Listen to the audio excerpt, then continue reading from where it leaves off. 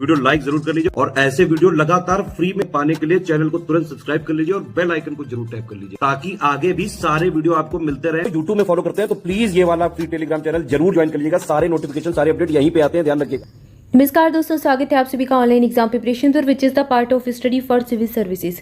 दोस्तों top 500 questions की series चल रही है जिसमें हम मॉडर्न हिस्ट्री के आधुनिक भारत के इतिहास के प्रश्न देख रहे हैं और यहाँ पर हमने टॉपिक वाइज प्रश्नों को स्टार्ट किया था। कुछ टॉपिक कंप्लीट कर चुके हैं। एक टॉपिक स्टार्ट किया था लास्ट वीडियो में, सामाजिक सांस्कृतिक आंदोलन, तो इसके प्रश्नों को देखना है और आज हम इसे कंप्लीट करेंगे। इसके बाद हम नेक्स्ट टॉपिक स्टार्ट करेंगे। तो चलिए स्टार्ट करते हैं। कुछ प्रश्न बाकी रह गए हैं। 16 नंबर का प्रश्न है, युवा बंगाल आंदोलन के बारे में निम्नलिखित कथनों पर विचार करना है। अब यहाँ पर जो कथन दिए गए हैं इनसे भी प्रश्न बन सकता है, इसलिए एक एक कथन आपको ध्यान से देखना है। युवा बंगाल सभी पतनशील पुरानी सामाजिक परंपराओं और रीति रिवाजों का मजाक उड़ाया गया। 1831 में हिंदू कॉलेज से डिरोजियो की बर्खास्तगी और उनकी अचानक मृत्यु के बाद यंग बंगाल आंदोलन या फिर युवा बंगाल आंदोलन समाप्त हो गया। डिरोजियो बंगाली समाज पर एक दीर्घकालिक प्रभाव था। अब यहाँ पर कथन पर विचार करना है और बताना है इनमें से कौन सा कथन सही है। पहला कथन सही है, दूसरा कथन सही है, तीसरा कथन सही है, या फिर तीनों ही कथन सही हैं, या फिर कोई दो कथन सही है। ऐसे आपको ऑप्शन मिलेंगे, जैसे कि यहाँ पर दिया गया 1 और 3, 2 और 3, ठीक है, 1 और 2 दिया गया होगा। ऐसे करके आपको ऑप्शन देखने को मिलेंगे। अब पहला कथन दिया गया, युवा बंगाल सभी पतनशील पुरानी सामाजिक परंपराओं और रीति रिवाजों का मजाक उड़ाया, तो बिल्कुल सही कथन दिया गया है और दूसरा कथन भी सही दिया गया है। तो यहाँ पर इस प्रश्न में पहला और दूसरा कथन आपका सही हो जाएगा। ऑप्शन नंबर आपका सी वाला सही उत्तर हो जाएगा, ऑप्शन सी 1 और 2। आइए इसका स्पष्टीकरण देखते हैं। इसका स्पष्टीकरण है, एक युवा Anglo Indian Henry Vivian Derozio, इनका नाम याद रखना है। 1809 से 31 तक 1831 तक ये रहे और इन्होंने 1826 से 1831 तक हिंदू कॉलेज में पढ़ाया था। ये एग्जाम में पूछ चुके हैं एग्जाम में, ये जो तथ्य है ये पूछे जा चुके हैं। इस प्रगतिशील प्रवृत्ति के नेता और ये प्रेरक थे। महान फ्रांसीसी क्रांति से प्रेरणा लेते हुए डिरोजियो ने अपने विद्यार्थियों का स्वतंत्र रूप से और तर्कसंगत रूप से सोचने, सभी अधिकार, प्रेम, स्वतंत्रता, समानता और स्वतंत्रता पर सवाल उठाने और पतनशील रीति रिवाजों और परंपराओं का विरोध करने के लिए प्रेरित किया। ठीक है, चूंकि एक शिक्षक थे, पढ़ाते थे, तो इन्होंने अपने विद्यार्थियों में पहले से ही ऐसे विचार डेवलप किए जो स्वतंत्रता, समानता की बात करते थे। फ्रांसीसी क्रांति से प्रेरणा ली। फ्रांसीसी क्रांति का तो नारा ही था स्वतंत्रता, समानता, बंधुत्व, ये उसका नारा ही था, तो वहीं से इन्होंने प्रेरणा भी ली। पहला कथन सही है। हालांकि डिरोजियो एक दीर्घकालिक प्रभाव रखने में विफल रहा। 1831 में उनके कट्टर पंथ के कारण डिरोजियो को हिंदी कॉलेज से हटा दिया गया, तो कथन दूसरा सही है। लेकिन तीसरा कथन गलत है क्योंकि लंबे समय तक इनके विचार टिक नहीं पाए क्योंकि इनको हिंदू कॉलेज से हटा दिया गया था। क्लियर है? तो यहाँ पर हमने 3 कथन देखे और यंग बंगाल आंदोलन, युवा बंगाल आंदोलन के बारे में देखा। आई होप आपको सारी चीज़ें क्लियर होंगी। एग्जाम में प्रश्न जो पूछा गया है, ऐसे भी पूछा गया है कि युवा बंगाल आंदोलन से या फिर यंग बंगाल आंदोलन से कौन जुड़ा हुआ है, तो हेनरी विवियन डिरोजियो, इनका नाम याद रखना है। ठीक है, आइए अगला कथन पढ़ते हैं। अगला प्रश्न है, निम्नलिखित में से क्या डिरोजियो के पतन का कारण था। अब यहाँ पर डिरोजियो के पतन का कारण पूछा गया है। उस समय की सामाजिक परिस्थितियों को रोकना, किसी अन्य सामाजिक समूह या फिर वर्ग का समर्थन नहीं करना, जनता के साथ किसी भी वास्तविक लिंग का अभाव होना और नेतृत्व में कमी होना। अब इनके पतन का कारण, क्यों इन्हें हटा दिया गया हिंदू कॉलेज से, क्यों इनका पतन हो गया, क्यों इनके विचार ज़्यादा दिनों तक नहीं टिक पाए, ये पूछा गया है। अब यहाँ पर आपको दिए गए हैं 3-4 कथन दिए गए हैं, 3-4 कथन दिए गए हैं। सही उत्तर चुनना है, इनमें से कौन सा कथन सही है। तो ऐसे आपको 2-2 के, 3-3 के जोड़े मिल जाएंगे या फिर उपरोक्त सभी मिल जाएगा। ऐसे आपको ऑप्शन देखने को मिलते हैं, तो इन ऑप्शंस को ध्यान से पढ़ना है। ठीक है ना। अब यहाँ पर सही उत्तर हो जाएगा कि ये चारों ही कथन सही थे, चारों ही इनके पतन के कारण थे। उस समय सामाजिक परिस्थितियों को उन्होंने रोका और जब वो समय जो था ना, लोग ज़्यादा पढ़े लिखे थे नहीं, आधुनिक जो विचार थे उनसे प्रेरित थे नहीं, तो जो सामाजिक परिस्थितियाँ थी, जो सामाजिक उनकी प्रथाएं थी, उनसे रोकने का इन्हें भुगतना पड़ा। उनसे रोका तो लोगों में कहीं ना कहीं असंतोष हो गया। किसी अन्य सामाजिक समूह या फिर वर्ग का समर्थन इनको प्राप्त नहीं था, कोई इनके सपोर्ट में नहीं था और जनता के साथ किसी भी वास्तविक लिंक का अभाव था। जनता के साथ कोई लिंक नहीं थी कि ज़्यादा दिनों तक इनके विचार और दूर तक फैल पाएँ, लोगों तक पहुँच पाएँ, और नेतृत्व की तो कमी थी ही। ठीक है ना। तो ये सारे ही कथन इनके सही हैं, पतन के कारण है। आइए इसका स्पष्टीकरण देखते हैं। यहाँ सही उत्तर ऑप्शन डी हो जाएगा, उपरोक्त सभी। हालांकि डिरोजियो दीर्घकालिक प्रभाव डालने में विफल रहे। 1831 में उनके कट्टरपंथ के कारण डिरोजियो को हिंदू कॉलेज से हटा दिया और उनकी सीमित सफलता का मुख्य कारण था। उस समय सामाजिक परिस्थितियों को रोकना जो कट्टरपंथी विचारों को अपनाने के लिए नहीं थी। ये सीमित सफलता, ऐसा नहीं है कि वो सफल नहीं हुए थे, सफल तो हुए थे, लेकिन सीमित थी सफलता, कुछ बच्चों तक या फिर कुछ लोगों तक ही सीमित रह गई थी और ज़्यादा इसका विस्तार हो नहीं सका। आगे किसी अन्य सामाजिक वर्ग का समूह का इन्हें समर्थन नहीं मिला और डेरोजियो के पास जनता के साथ किसी वास्तविक लिंक का अभाव था।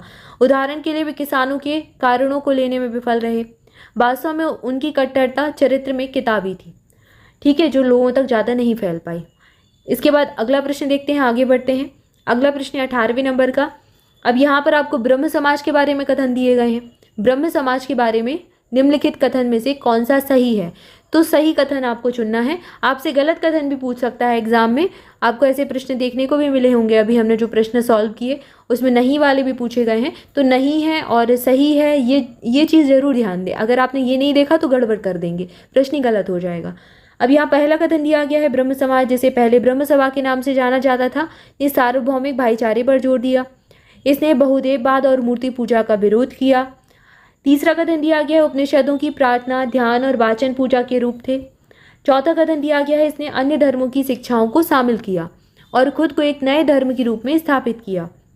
तो यहाँ पर बताना है कौन सा कथन सही है। चूंकि ये धर्म के रूप में तो स्थापित हुआ नहीं था, ठीक है ना, तो चौथा कथन तो गलत हो ही जाता है। पहला, दूसरा, तीसरा कथन सही दिया गया है, तो ऑप्शन यहाँ पर आपका कौन सा, बी वाला सही हो जाएगा। पहला, दूसरा, तीसरा कथन सही है, चौथा कथन गलत है। आइए इसका स्पष्टीकरण देखते हैं। चौथा कथन जो है आपका दिया गया है, राजा राम मोहन राय धर्म की स्थापना नहीं करना चाहते थे, ठीक है, तो ये कथन गलत दिया गया है। यहाँ पर लिखा है कि धर्म के रूप में स्थापित किया। ब्रह्म समाज की स्थापना आप सब जानते ही हैं कि राजा राम मोहन राय ने की थी। ये पहले प्रश्न हम पढ़ चुके हैं, इसलिए बोला है। अगर आपने प्रीवियस वीडियो देखे होंगे तो आपको पता होगा कि ब्रह्म समाज की स्थापना किसने की थी, राजा राम मोहन राय ने। और भी जो समाज है हमने पढ़ा था, प्रार्थना समाज के बारे में पढ़ा, ब्रह्म समाज के बारे में, आर्य समाज पढ़ा, दयानंद सरस्वती का। तो यहाँ पर ये जो बात कर रहे थे, ये धर्म की स्थापना की बात नहीं कर रहे थे राजा राम मोहन राय। इनको आधुनिक भारत का प्रणेता भी कहा जाता है। इन्होंने काफ़ी अच्छे विचारों को फैलाया। वह केवल उन दुष्ट प्रथाओं के हिंदू धर्म को शुद्ध करना चाहते थे जो उसमें व्याप्ति थी।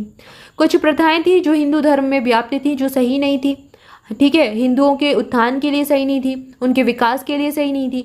तो इन्होंने उन प्रथाओं का विरोध किया, जैसे कि सती प्रथा हुआ, विधवा विवाह हुआ। उस समय विधवा विवाह का प्रचलन नहीं था, उसका विरोध किया जाता था, तो इन्होंने उसका समर्थन किया। सती प्रथा को खत्म करने में भी इन्होंने अपना योगदान दिया। तो ये सारी चीज़ें जो हैं हिंदू धर्म में प्रचलित थी, जो प्रथाएं प्रचलित थी, जो सही नहीं थी विकास के लिए समाज के, उनका विरोध ये करते थे। लेकिन इन्होंने ये कभी नहीं चाहा कि कोई और अलग से धर्म स्थापित किया जाए। क्लियर है? इसलिए चौथा कथन गलत दिया गया है, सही कथन ये वाला हो जाएगा। राजा राम मोहन राय ने अगस्त 1828 में ब्रह्म सभा की स्थापना की थी। फिर इसका नाम बदलकर ब्रह्म समाज कर दिया गया। 1828 की डेट बिल्कुल अच्छे से याद कर लें। और सभा के माध्यम से वह अपने विचारों और मिशन को संस्थागत बनाना चाहते थे। समाज अनंत, अप्राप्य, अपरिवर्तनीय होने की पूजा और आराधना के लिए प्रतिबद्ध था, जो लेखक और ब्रह्मांड का संरक्षक है। उपनिषदों की प्रार्थना, ध्यान और वाचन पूजा के रूप में थे, और कोई भव्य छवि, प्रतिमा या फिर मूर्ति कला, नक्काशी, पेंटिंग, चित्र आदि को समाज भवनों में अनुमति नहीं दी जाती थी। इस प्रकार मूर्ति पूजा और निरर्थक अनुष्ठानों के प्रति समाज के विरोध को रेखांकित किया गया। तो ये इनके विचार थे। इस सभा में जो भी विचार थे, जो ये बताना चाहते थे लोगों तक, ये सब इनके विचार थे। ठीक है, आई होप आपको सारी चीज़ें क्लियर होंगी। अब आगे बढ़ते हैं, अगला प्रश्न देखते हैं। इसके बाद अगला प्रश्न देखते हैं 19 नंबर का। अब यहाँ पर जोड़ी वाला प्रश्न दिया गया, आपको दो टेबल दी गई है। एक जगह सोशल रिफॉर्मर्स है, मतलब लोगों के नाम है, और दूसरी तरफ उनकी साहित्यिक रचनाएं हैं, लिटरेरी वर्क है। इन्होंने कौन सी रचना लिखी? Doctor B R. अम्बेडकर, जाति का सर्वनाश, तो इन्होंने जाति का विनाश नाम से एक रचना लिखी थी। दयानंद सरस्वती, वेदों की ओर लौटो, और ज्योतिबा फुले, गुलामगिरी, तो ये इनकी पुस्तक थी। वेदों की ओर लौटो कोई रचना नहीं थी इनकी। दयानंद सरस्वती की अगर रचना पूछें, लिटरेरी वर्क पूछे, तो सत्यार्थ प्रकाश नाम से आपको मिल सकता है। वेदों की ओर लौटो तो सिर्फ इनका एक वाक्य था जो इन्होंने दिया, या फिर कहे नारा था। तो ये चीज़ यहाँ गलत हो जाएगी। पहला और तीसरा आपका सही मिलान दिया गया है, दूसरा गलत हो जाएगा। यहाँ पर ऑप्शन ए सही उत्तर हो जाएगा। ठीक है, तो ये चीज़ भी ध्यान रखनी है कि यहाँ लिटरेरी वर्क्स पूछे हैं तो वही होना चाहिए, उनसे जुड़ा हुआ कोई और चीज़ नहीं होनी चाहिए। आइए इसका स्पष्टीकरण देखते हैं। डॉक्टर अम्बेडकर के द्वारा लिखित पुस्तकें थी पाकिस्तान या फिर भारत का विभाजन, पाकिस्तान या भारत का विभाजन इनकी पुस्तक है। जाति का विनाश इनकी पुस्तक है। बुद्ध और उनका धम्म, ये इनकी पुस्तक है। इसके बाद राजा राम मोहन राय ने गिफ्ट ऑफ मोनोथेनिस्ट लिखा 1809 में, और बंगाली में वेद और 5 उपनिषदों का अनुवाद भी किया इन्होंने, जिससे उन्हें यह साबित हुआ कि प्राचीन हिंदू ग्रंथ एकेश्वरवाद का समर्थन करते थे। इसके बाद अगला नाम है दयानंद सरस्वती का। तो दयानंद सरस्वती के विचारों को उनके प्रसिद्ध कार्य Satyarth Prakash the two exposition में प्रकाशित किया गया है। वेदों की ओर लौटो नारा दिया गया था, यह साहित्यिक रचना नहीं थी, जैसे कि आपको पहले बताया। ज्योतिबा फुले की कृतियां थी सर्वजन सत्य धर्म, ये एग्जाम में पूछ चुके हैं। गुलामगिरी तो कई बार पूछी गई है। आम जनता के लिए प्रेरणा स्रोत थे। ठीक है, ज्योतिबा फुले की ये 2 रचनाएं याद रखनी है। इसके बाद आगे बढ़ते हैं, अगला प्रश्न देखते हैं। अगला प्रश्न भी जोड़े मिलान से ही पूछा गया है।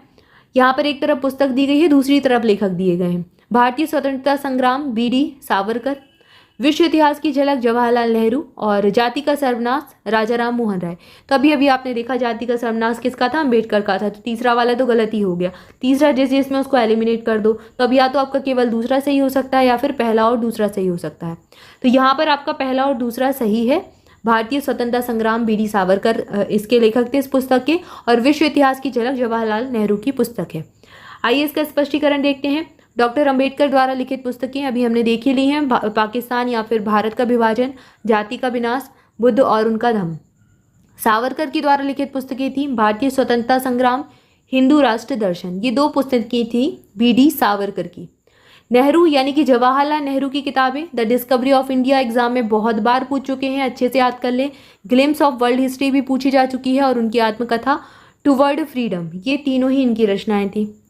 राजा राम मोहन राय ने मोनोथेनिस्ट 1809 में लिखा, और बंगाली में वेद और 5 उपनिषदों का अनुवाद किया, जिससे उन्हें यह साबित हुआ कि प्राचीन हिंदू ग्रंथ एकेश्वरवाद का समर्थन करते हैं। ठीक है, तो यहाँ पर ये वाला तो पहले ही आप देख ही चुके हैं, तो इनकी रचनाओं को याद कर लेना है, ताकि और कोई रचना भी एग्जाम में पूछ ली जाए तो वो आपसे बन जाए। तो यहाँ पर इसी के साथ ये टॉपिक खत्म होता है। इसके बाद हम नेक्स्ट टॉपिक पढ़ेंगे। नेक्स्ट टॉपिक रहेगा हमारा भारत में आधुनिक राष्ट्रवाद की शुरुआत। इसको हम स्टार्ट करेंगे अगली वीडियो से। तब तक के लिए आप सभी चैनल के साथ जुड़े रहें। चैनल को सब्सक्राइब नहीं किया तो सब्सक्राइब कर दें। मोर अपडेट के लिए टेलीग्राम ग्रुप ज्वाइन करें। इसके अलावा किसी भी एग्जाम के लिए अगर आप स्टडी फॉर सिविल सर्विसेज के पेड बैचेस ज्वाइन करना चाहते हैं तो डिस्क्रिप्शन में आपको कॉन्टैक्ट नंबर दिए गए हैं, उन पर कॉल करके आपको इन्फॉर्मेशन लेनी है।